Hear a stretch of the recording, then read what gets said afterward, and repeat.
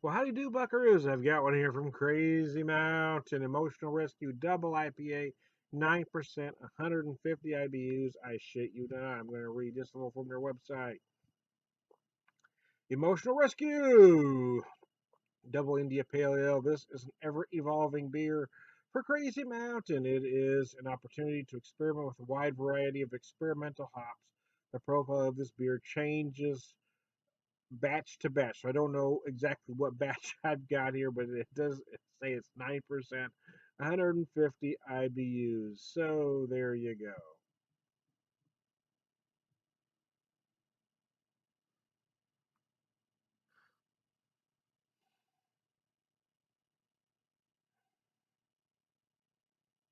I will tell you the nose is malty.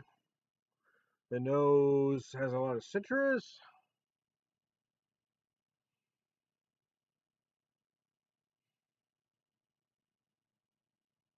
and some peppery notes on the nose as well. I think some earthy like notes as well.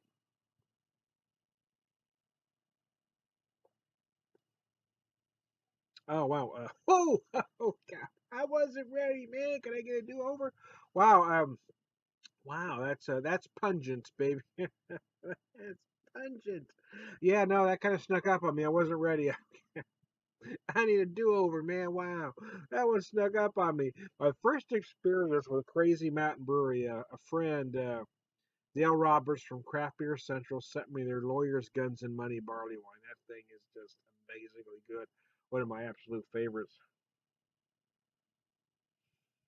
I mean, it could even be classified a double IPA if they wanted to. It's just a big old barley wine, baby.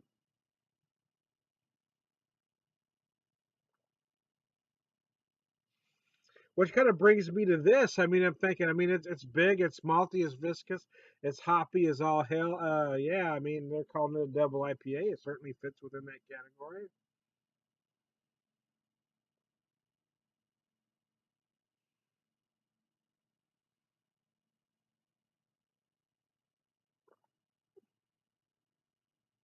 Wow. You definitely can feel the 9% though. I will say in some beers like this, the 9% is hidden. This one, not so much. I mean, it is there. So if you're not a fan of that, you're not going to dig it. I don't mind it so much. It kind of depends on how it's done. Wow, this one is just big on all fronts, though, and I guess maybe that's why it works because it's big in all departments. You do feel the alcohol. Uh, you do feel a lot of big malts. You're going to feel some varied citrus in there. I'm getting some pine notes,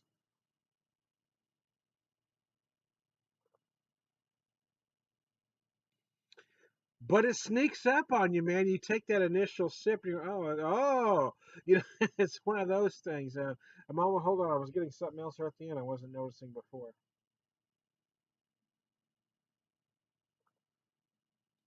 Yeah, right there, that drink I particularly got. I was getting a lot of malt early on with my first couple drinks. I was feeling a lot of the malt and the alcohol, to be honest with you. But right there, I felt a lot of tangerine. I was also feeling some honey-like notes with it as well. It's an interesting double IPA. As far as my all-time favorites, I'm not sure if it gets there. But the truth is, I'm not sure how fresh I bought this. So, and it's been in a cooler, that's why the label's jacked up. But yeah, I would buy it again just to see if I got it at its best. Or I don't even, yeah, again, it changes batch to batch, so I don't know. Is one I would keep buying just to see what they're doing next, I guess. Let me just say that. I know Dale from Craft Beer Central is a fan of the brewery, as he is a proponent of all Colorado breweries. He sent me a lot from Upslope, which I think is brilliant. He sent me a couple from Odd 13, which is doing these wild, holy shit, out of the box beers. My camera just having some camera issues. I don't know what's going on, so I'm going to try to wrap up this video. It's starting to go start flashing and doing all sorts of weird things. I'm not exactly sure what you all were able to see. So, anyways, in conclusion, yeah, I can't even remember what I was talking about. I think I was talking about all the great beers Dale has sent me over the years as a big proponent of craft beer in Colorado. Again, my first experience with this brew was Lawyers, Guns, and Money. I think it's an amazing beer. This one's interesting. I don't know if it hit right at this moment. It's not hitting my top uh, double IPAs, but since they say it changes from batch to batch, yes, I would pick this up again. And to be honest with you, I may not have bought it at its freshest, so that I do not know. But it is interesting. I'm glad I picked it up because it is interesting. Oh, excuse me.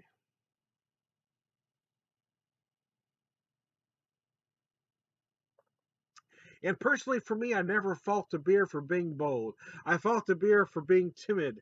I fault not the beer, but a brewery. I'll fault the brewery for not going far enough, but I'll never fault a brewery for going too far because at least you swing for the fence. At least you try to hit a home run. By golly, I'll never fault you for that. Hey, I'm from the Beer Whisperer. Crazy Mountain Emotional Rescue. Try it at your own risk.